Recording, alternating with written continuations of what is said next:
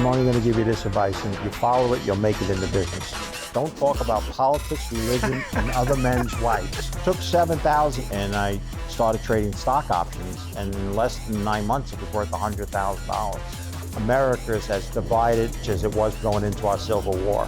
I call it Bitcoin, not Bitcoin. I've gotten only death threats because of being outspoken about it. The Wall Street Whiz Kid is a pretty great nickname for someone in finance. It's well earned. Peter Grandich entered Wall Street in the mid-1980s with neither formal education nor training, and within 3 years was appointed head of investment strategies for a leading New York Stock Exchange firm.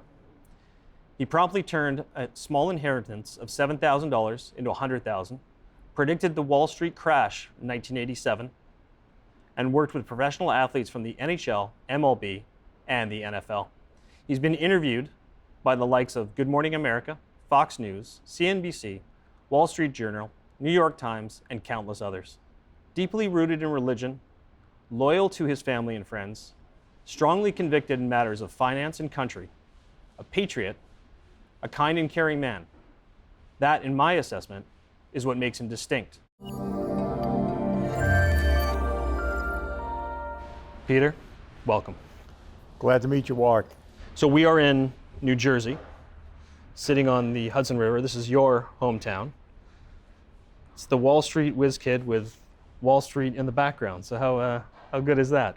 At one time, I used to drive up from where I live in New Jersey to take the train into and across the trade towers, and worked on mainstream Wall Street for a while. And this whole area now is just completely different than it was 25, 30 years ago. For sure. Now, you grew up in the Bronx, if I'm correct. Tell me what that was like. Tell me a bit about your childhood and... Sure. So I was born in Manhattan, which we see right across here, and about 6 or 7 years old, my parents moved up to the Bronx. Mm-hmm. By the time I was a teenager, I had already fallen in love with what I thought would be the rest of my life, and that was living in a disco.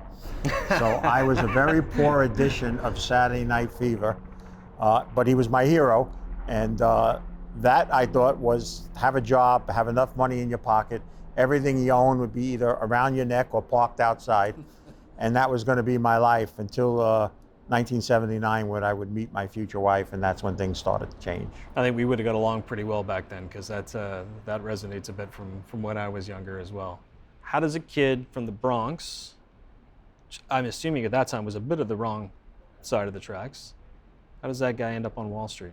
Very long story, and I'll put it in a very condensed method. I would meet my wife, who was born and raised in Ireland. We'd get married in Ireland. My wife was from that last generation, which is traditional.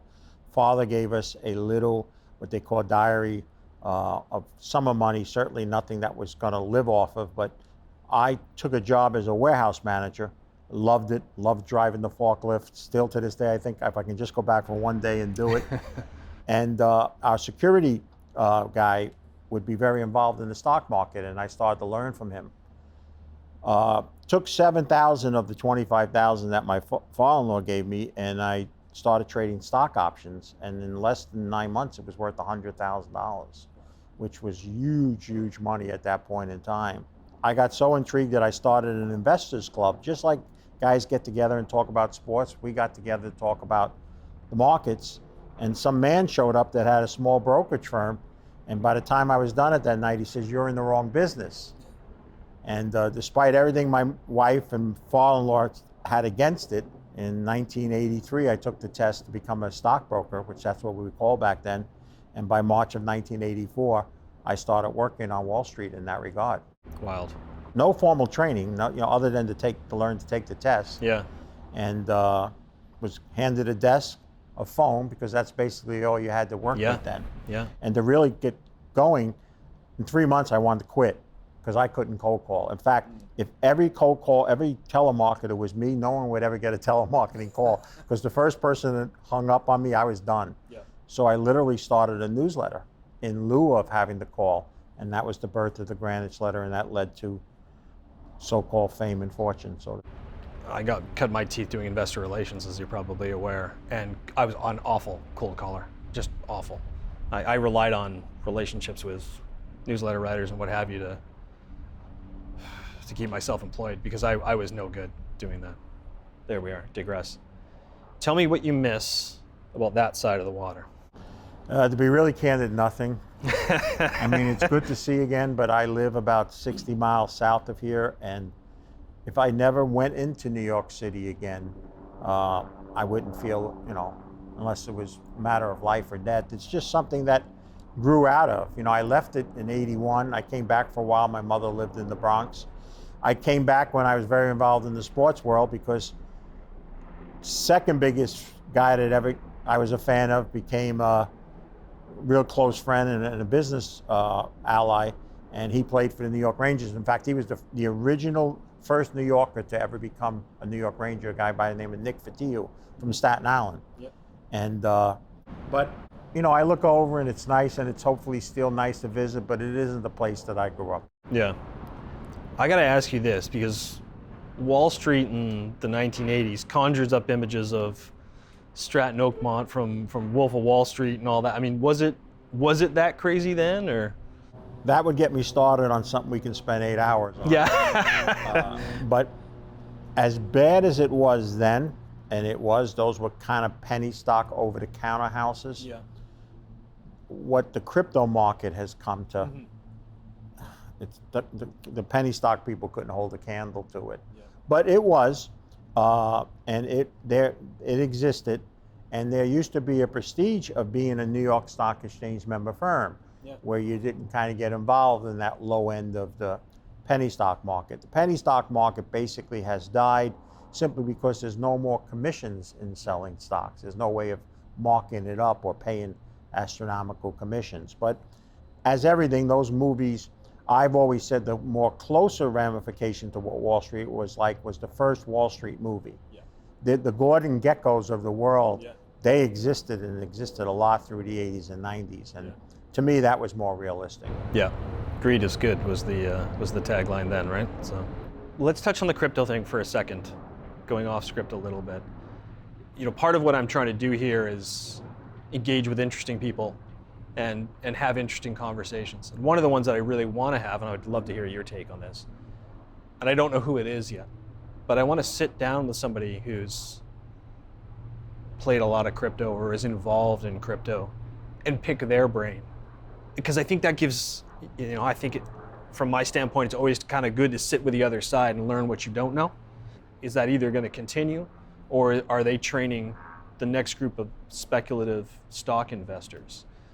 You've been fairly outspoken about it, but I'd love to get 2 minutes of your time thinking what you think about crypto and where you think it kind of goes from here. I've gotten more criticism, very negative emails to the point of seemingly death threats because of being outspoken about it. I call it Bitcoin, not Bitcoin.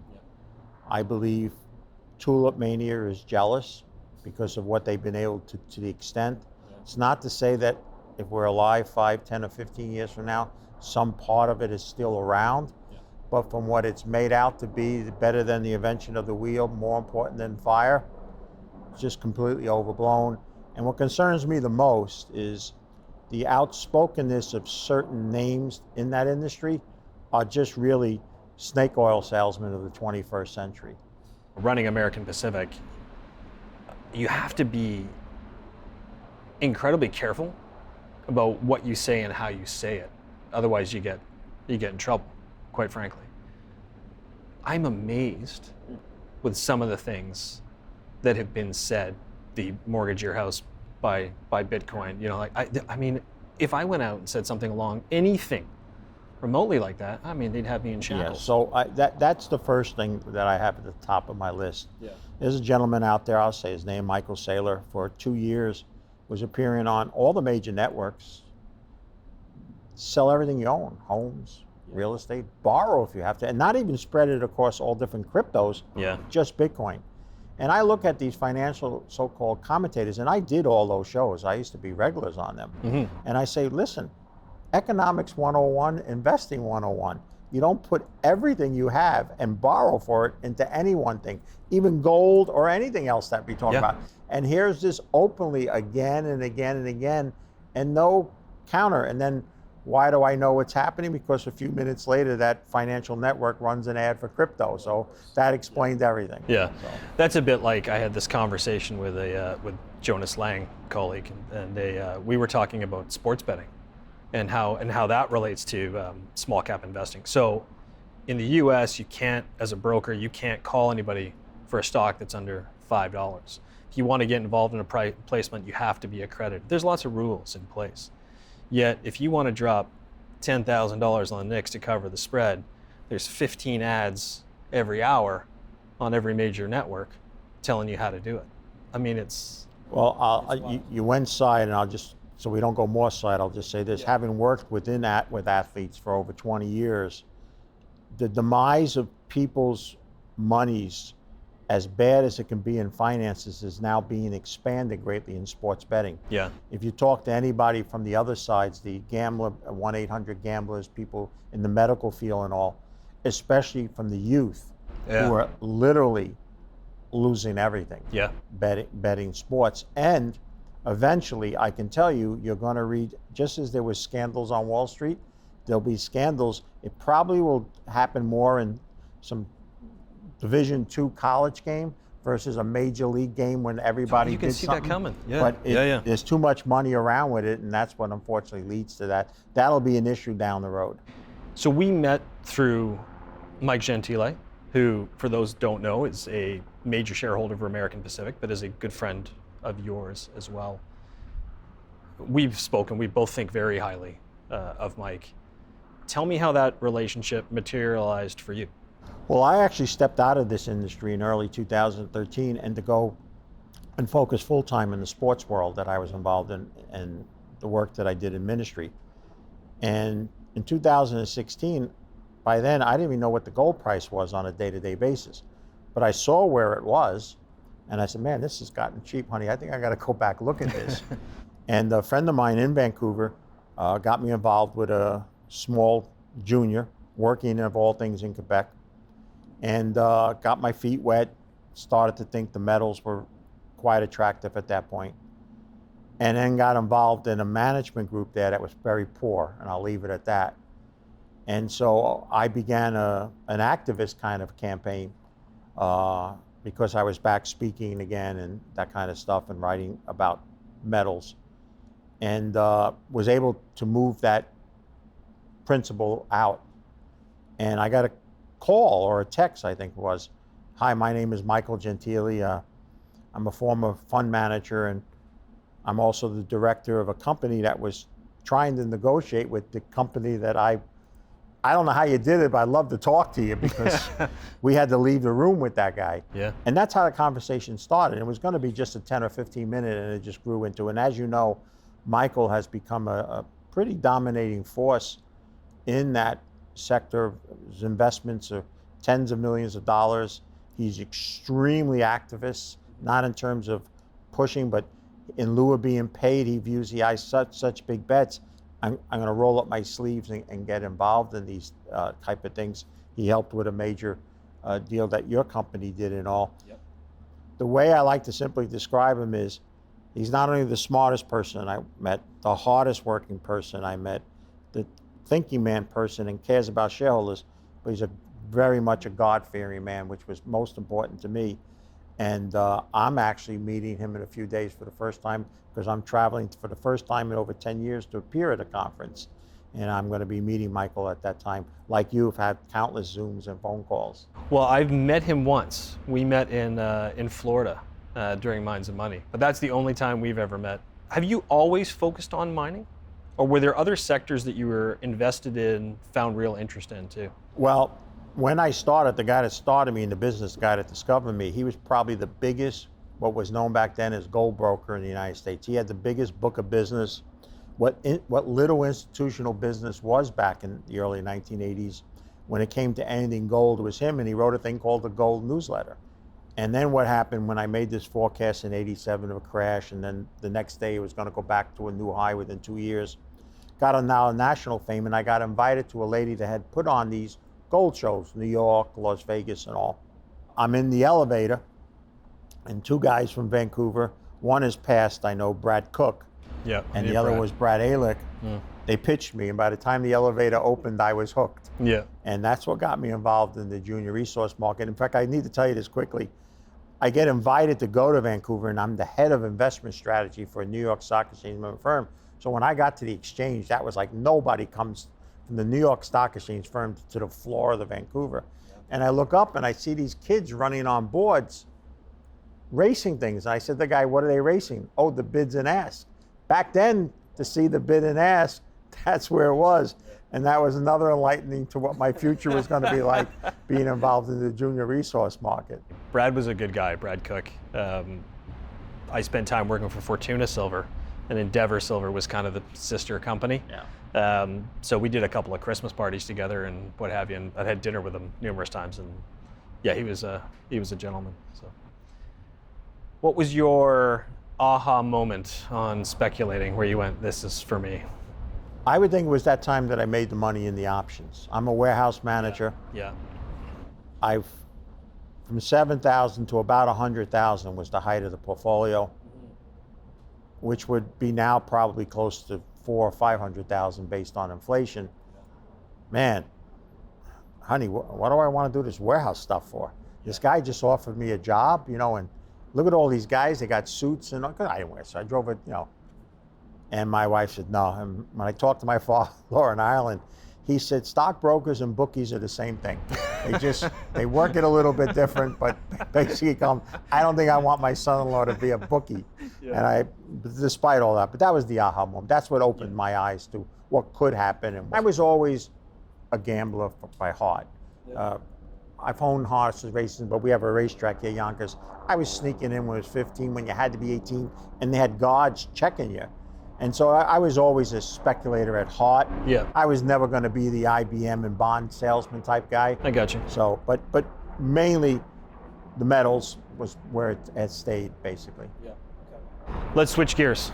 Let's talk about the state of America today. I thought you wanted to have a good conversation. Yeah.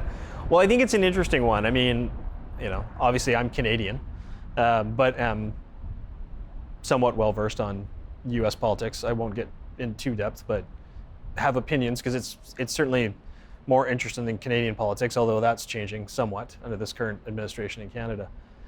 You've talked about how divided the country is.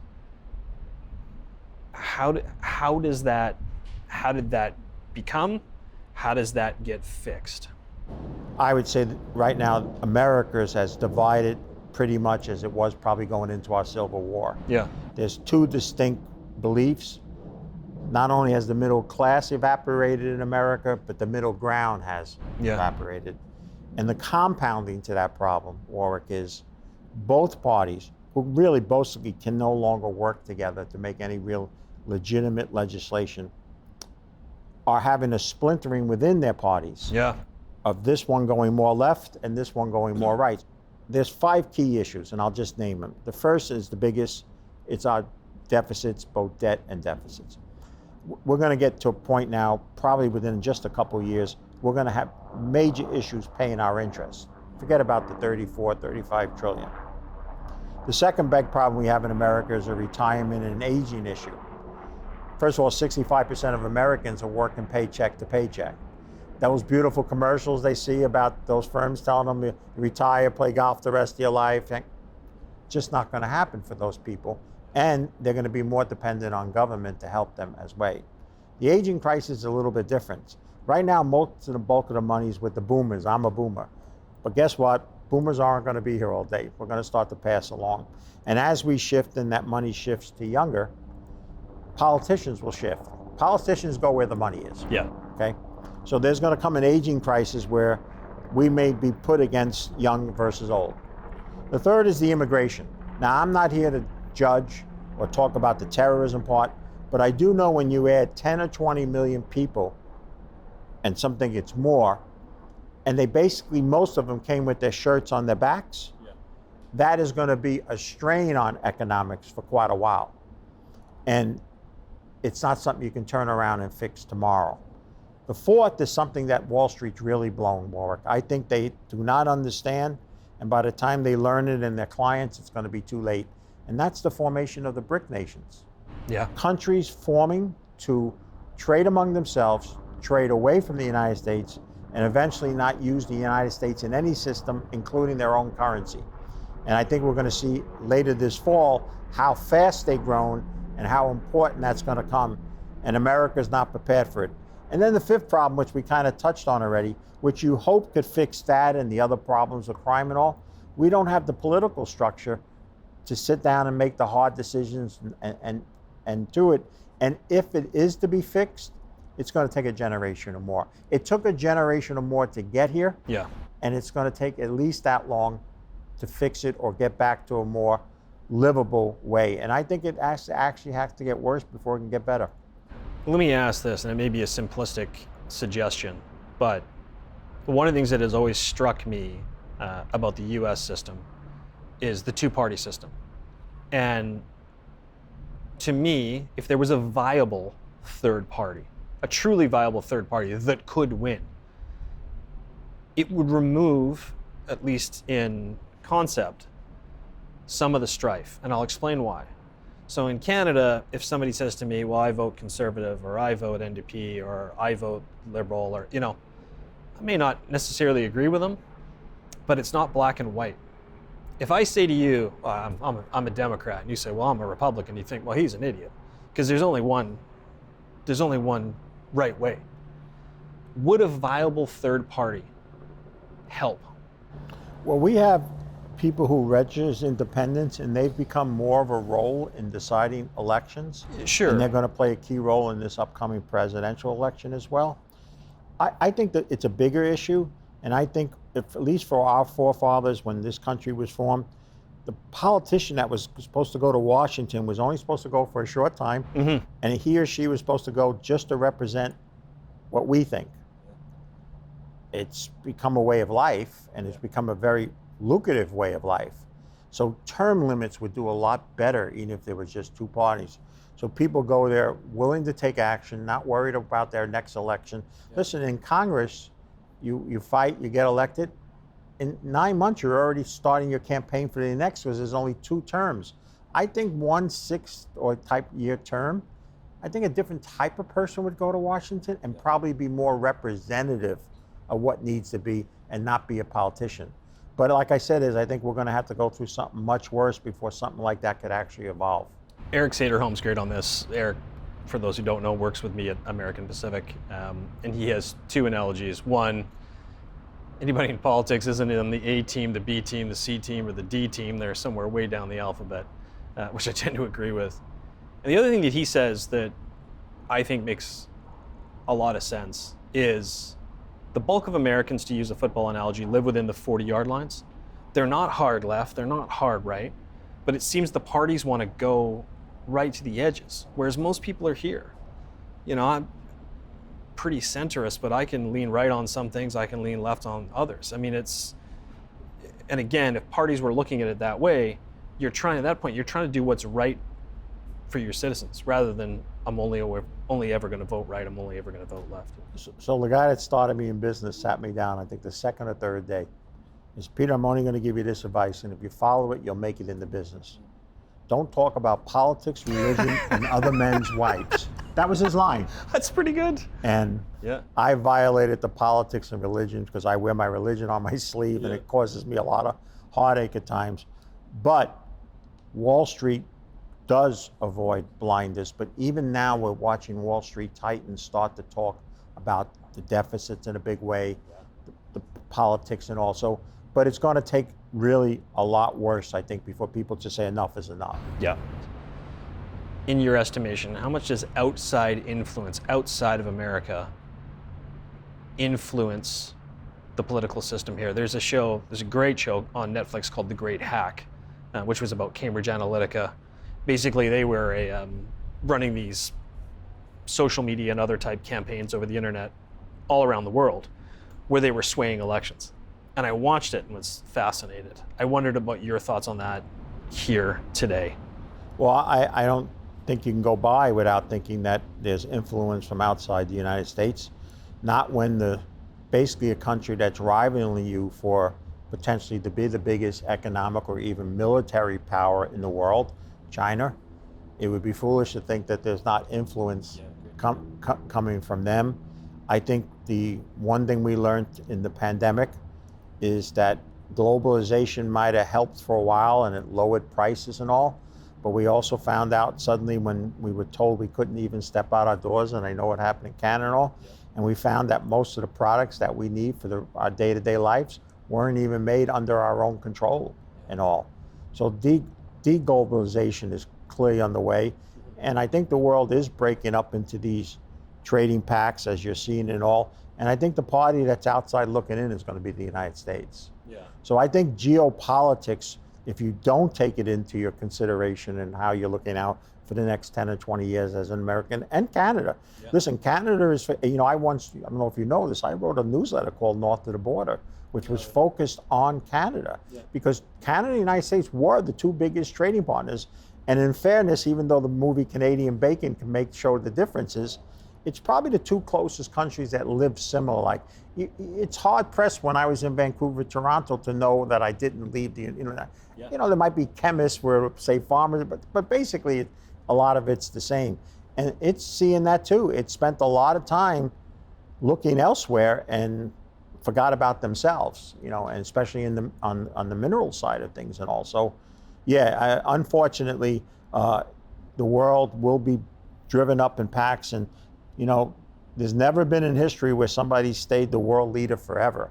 And so I think we're at the cusp of that change. I mean, as a Canadian who does all his business down in the U.S. and spends the bulk of his time in terms of going on holidays and what have you down in the U.S., I mean, we look at, I can't speak for all of Canada, but the bulk of us look at the U.S. as a sister country, right? So you want them both to be in strong, powerful places. So mental health. We've talked about this back and forth. You've spoken very openly about your struggles with mental health. I think it's an incredibly important discussion to have for men in particular, but also within this business. I will start by saying, how are you today? I believe you're doing really well. We talk quite frequently. So there's really just 3 stages in life: going in the forest, and coming out of the forest. The only one that's half fun is coming out of the forest. Yeah. The bad news in that is basically as you're coming out and starting to have fun, you realize, hey, the forest is right over there. And sooner or later, you're back in it. It's still a stigma, but not what it was when I was a kid where it first started. Yeah. There's still something when somebody says he has a mental illness versus, oh, he has cancer or something physically wrong with a leg or something. Somehow that's just, it's separate. But it's really the brain, which is just another one of the organs that goes off. Yeah. That's the bottom line to anything about it. There is a great change. People are realizing that other than some very severe cases, medicine alone is not the answer. And many times it could be just food and diet and the ability to speak to someone. Yeah. The biggest struggle with it, and haven't had bouts to the point where I didn't want to live, and probably help unify our relationship, because you were one of the few people in my business world who took off the business hat and put on a personal hat and showed real caring. The ability not to think as you normally think is probably the most frustrating thing, because you know it's happening, but you don't have any motivation or feeling desire that it could be fixed. As if what's ever broken can't be fixed. And realistically, you need someone to talk you through that to make you realize that's not the case. So therapy is a very, very important issue. And that manly thing that you speak about, that hubris, kind of stuff, that men tend to be more about that than, say, a woman or a child, can get in the way. For sure. What is it about this business that pushes executives to the brink so much? Because we see it with too much regularity.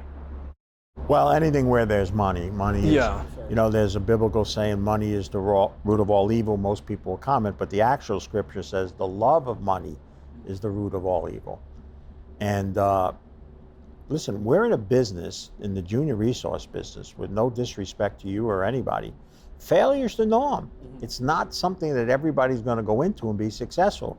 For every 10 companies that are going to make an honorable, honest, hardworking effort to find metals to the point that they could sell it or develop it themselves, 6, 7, or maybe 8 won't, as good as hard as they tried.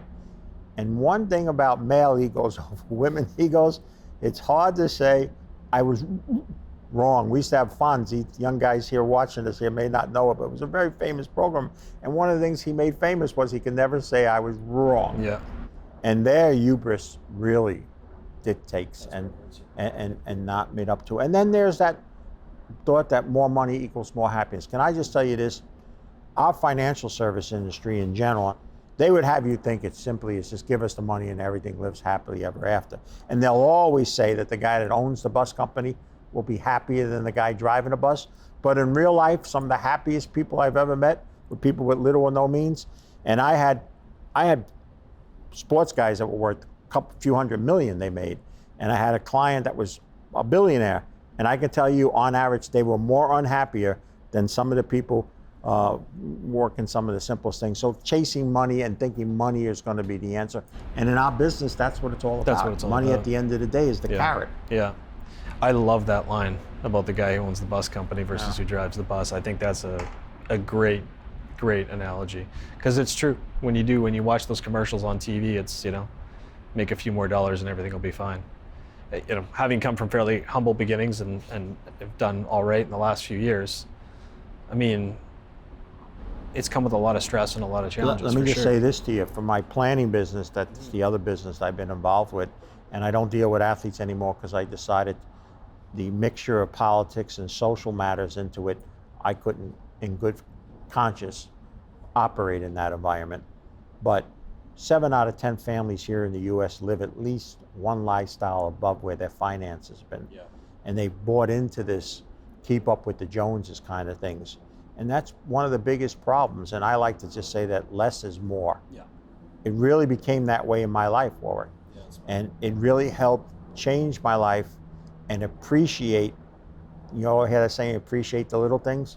No, appreciate everything, good and bad. Something I take exception with, we've talked about here and there, is these nameless, faceless chat boards, and you deal with it, I know, probably a great deal more than I do. My comment on this would be, I don't actually read even the American Pacific chat boards anymore. And the reason I stopped was for my mental health, because when things were going well, it was all, this Warwick guy's a genius, and then when things were going poorly, it's this Warwick guy's a crook, and neither one of those two things was ever true, but it would affect me. The thing that I came to recognize is, I'm not hard to find. I go to conferences, I talk to people all the time. No one ever walked up and said these negative, terrible things face to face. And it was just behind these keyboards with a, So what I learned with that is I knew years ago someone who was just wherever you could chat, there he was. And he didn't even change his screen name, but there he was talking about me. And he brought up about at a conference, and I said this and that. And at that conference, I asked anybody in the audience, if you have anything good, and I always say constructive criticism, please take the mic. Nothing. Okay, he had his opportunity, or she could be, and go back to that. But when it learned to stop bothering me was 2019, the last time I've actually traveled.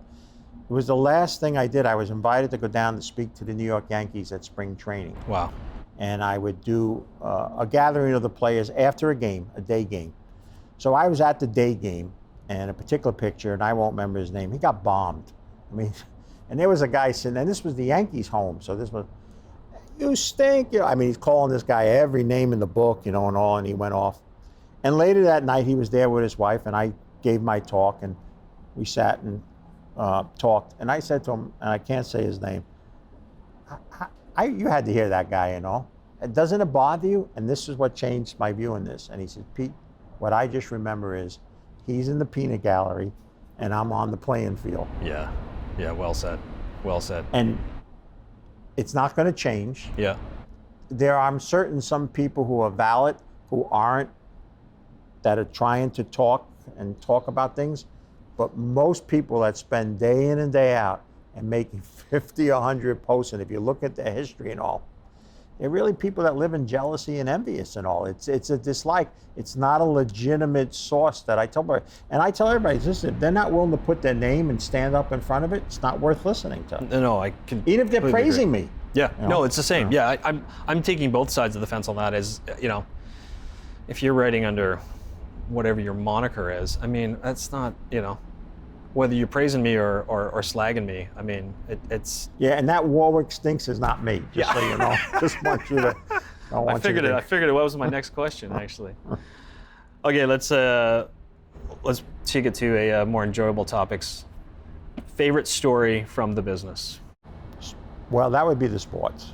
For sure. Yeah. Yeah. So this is the best, because it turns out. So my father passed away in '88 before I even came anything remotely close to being in the sports world. But we grew up watching a guy here in New York for the Jets named Joe Klecko.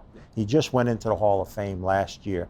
And my father would say so. And the Jets did not win the Super Bowl since 1969 when Joe Namath. And when we would watch a game, my father would go, we had 10 more Joe Kleckos, we'd go to the Super Bowl. So he dies in '88. I start my sports thing as a diehard Jet fan. And the partner I started with was a running back for the New York Giants on the first 2 Super Bowl teams. And when he asked me about it, my literally line to Lee was, I used to root for you to drop the ball and die. Why do you want to be a partner with me? So then the second guy through my door was another Giant running back, the kid Keith Elias from the Jersey Shore. And then one day somebody said to me, hey, I met Joe Klecko. He lives not too far from you.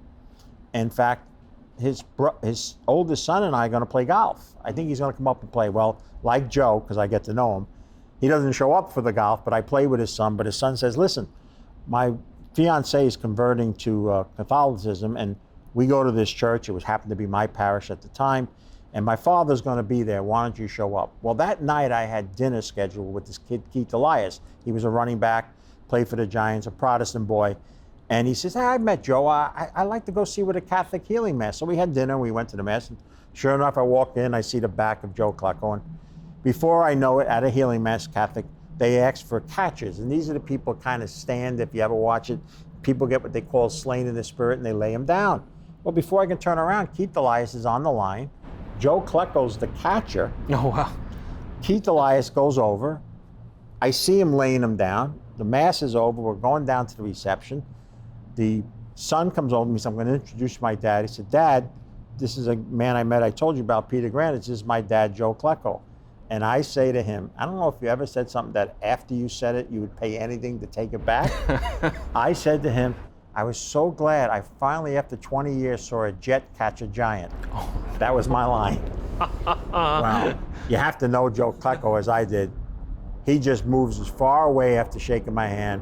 Oh, no. In fact, when we leave the next day, the priest calls me and he says, how'd things go? I said, so he's a friend of mine, let me call him. I don't think this guy wants anything to do with me.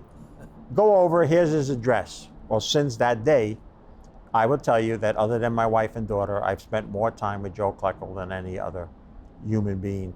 So that is the story of stories. And, you know, the fact that he finally went in the Hall of Fame, he was a very well-loved athlete. I've never met even Giant fans from that era go, I hated the Jets, but I wish Joe Klecko played for us. Yeah. But I still pick on anybody from the Vancouver Canucks. I haven't gotten over that yet. I thought I might have had a problem this year, but no, we don't need to talk about that part. That's that's been a ongoing pain. One of these centuries. I mean, one of these years. Yeah. You know what? It's a very good team now, so we're going to see how. Okay. But anyways, we'll come back to that. What's something that you wish more people knew about you? I wish more people would take the time to hear the ups and downs of the life, because I believe I was only allowed to get to this point in order to tell the realistic story. Mm-hmm. You know, I wear my Catholic Christian faith on my arm. It's probably dropped business by at least 50%. People that otherwise would have walked through the door wouldn't. Why is that? If you don't mind me jumping in. Yeah, Here's only 3 ways people look at you. Okay. The largest single group is, he's a charlatan. Whatever that is, it's all, because you got to remember now, almost half of Americans on polls say they're either agnostic or atheist. So they're not very religious to begin with. And of course, if you're not, you look at anybody that's coming across that way, especially when it involves money. And we've had so many people use the name of Christ in order to take people's money. You know, I understand why they can throw you in that group. The other group is middle of the ground. I don't care what you do. You can stand on your head and whistle Dixie. Can you make me money? Yeah. And then there's the smallest of the group that makes it all worthwhile. My God, brother, I'm glad I met you, because I realize that unless I tie it and understand it that way, I'm not being fruitful. And that's where it comes. So it's more of a quality group that I meet versus quantity. That works. I'm surprised that so many people are off put by it. I suppose I would be one of the ones that said, if you can stand on your head and whistle and it works, then I'm okay. Like I'm not.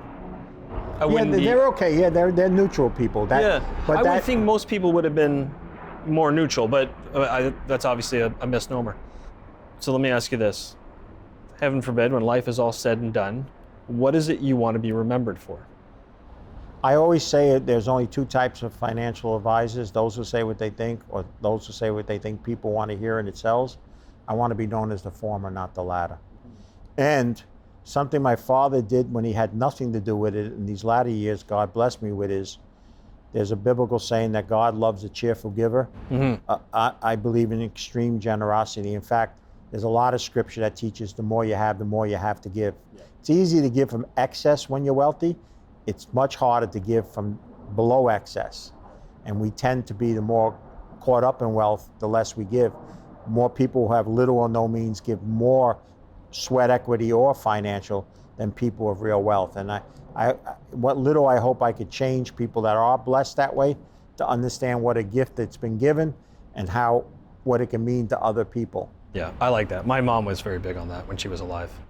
Always talked about building a bigger table for more people, and that was really important to her. So that's a great answer. Okay, short and sweet answers. I'm going to ask you a question. You're going to give me an answer in 1 line, 2 lines. Rapid fire. We'll do 5 or 6 of these. Sound good? Okay. Person you'd trade places with for a day. Probably one of the apostles. To have actually witnessed and been there versus just reading about it and hearing about it. I think no matter what, whether you think he was just an historic figure, not real, or the real thing, it's had more influence than anything and anybody in the world. So to see it live. Yeah. That's a good one. Guilty pleasure. Well, I'm holding in my stomach, so food. And I also very much enjoy harness racing. Okay. Biggest risk you ever took? Probably leaving a paying, enjoyable job as a warehouse manager. Yeah. And becoming what my father-in-law called a bookie that gets paid. Yeah. So yeah, I would say career change. Okay. Worked out. So far. Best compliment you ever received? Well, that's a long story. I'll give you the very short version. Yeah, sir. A well-known coach that I spent a lot of time around with, who would not say 2 words for me for 12 years. On my next to last year, because I would always go to this team, I traveled to a couple away games and always home for the home games. I did Bible study with the team. I did chapel, fellowship. Finally found myself in the room alone with him, first time ever. It was at the end of something. Hard-nosed, known as somebody to be shocked. Leaned over and said, I've seen you here for years. What the hell do you do? I tell him, Coach, who I was, and he goes, and I said this line to him, knowing he was Catholic also. I said, Coach, you know, if us Catholics are preaching, the end of the world can't be too far away. He laughed for 5 minutes. He broke down, and he went right back to that guy that everybody else knows. And for the remaining next year I saw him, he was still that staunch guy. But that was one of my best moments. Off camera, you can tell me who that is, because I'm intrigued.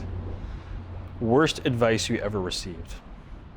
Oh, that would be the penny stockbroker that took the 100,000 to zero. I'm going to ask who that is off camera as well, but there we are. What never fails to make you laugh? There's a TV program, I don't know if you get it in Canada, it's called Whose Line Is It Anyway? Oh yeah, yep. The guys and gals that come on there, and smart, yeah. And it's so funny and watchable. Great show. Yeah. The best comedians are very bright. Absolutely. Very bright. Something you wish you were better at? Well, that would be real personal, but I'll tell it. One of my problems is, and the last time I was in confession, the priest said, if you come in here again seeking that for forgiveness yet again when God's already forgiven you, I've had difficulty forgiving myself for the things I've done wrong. And I spend too much time on that, and as I'm told, not enough time on all the things I do right. Yeah, you've done a lot right, man. I would tend to agree with your priest. You've accomplished an incredible amount in the short life that you've had. For young people who are watching, what advice would you give them personally, and what advice would you give them professionally? Well, I think they both be the same. I think the challenge for young people right now is too much is thrown at them. Yeah. I think I got a lot more out and will get out a lot more going out into a field and creating a game with friends with sticks and things we found versus shoving a program in front of their eyes that already has all this stuff and really no innovation or anything on their part. Yeah. And I think it's been too easy. When I asked my dad for an allowance, he brought me down to a local gas station that his friend owned and said, here's your allowance, and I got a job. To work. Yeah. I think things are becoming too easy for the younger generation. Not that they wouldn't be like we were, but I think you need to have to roll up your sleeves more.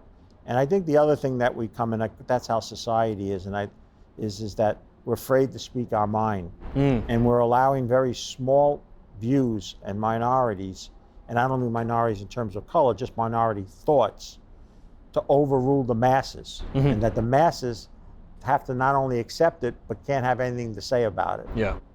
And I think the world should run on the majority, if not just based on what a small group might think or should be. Yeah, I don't like the idea that you have to be scared of what you feel and what you want to say. I don't like that at all. And that's really become to me, a problem. Well, it has, and I see it because I still work within I do a national show every 2 weeks, but secular people hear it, and my threats don't come from the people that listen to the show, but the secular people who happen to catch it and want to tell you all the things of why you're wrong. Why you're wrong, yeah. I've always been of the mind of being interested in other people's opinions who are different, because I think it makes you question your own, and I think there's some of that's missing. I've got no problem sitting down with somebody who's got a different idea, because I'm likely to learn something or challenge my own views. I don't understand the idea of this guy thinks that way, so we're not we're going to cancel him, we're not going to listen to him, or whatever it is. I appreciate you doing this. This is my first interview. I wanted to sit here and I had this kind of view in mind and wanting to start this series, and felt the best one to start with was you. So I appreciate you, man. I'm thankful for you, and I am honored to call you a friend. Well, I think it's the same way, Warwick, and I think people need to know that in your business, where failure is the norm, you have to be proactive as you are. Without it, you're a sitting duck. And I always tell people in these other companies, if you're not marketing, someone else is. That's right. And that person's learning of that company, but not yours. Tell me how you move forward based on that. So your skills, and what you're really good is at communicating and marketing, are an absolute, if people want to call it a necessary evil, let them call it that. But without it, I don't think you can, and that's one of the most impressive things. But to be also candid, when the darkest hours, and it was for me in my life, you took off your business hat and put on a personal life. So that's why I had no problem driving up here, even allowing that helicopter, which I wish was taking me back home. But with all this noise and this great staff that you had here today, the pleasure was all mine. Well, I'll finish on this, because you've said it a few times, and you've said it publicly about, you were having a tough time and wouldn't be your friend if I wasn't there to help. And I know if the shoe was on the other foot that you would do it for me. So there's no need to thank me. As long as you're not wearing that Canuck jersey, I'll be there for you. Next time I'll be wearing it. All right, man. I appreciate you. God bless.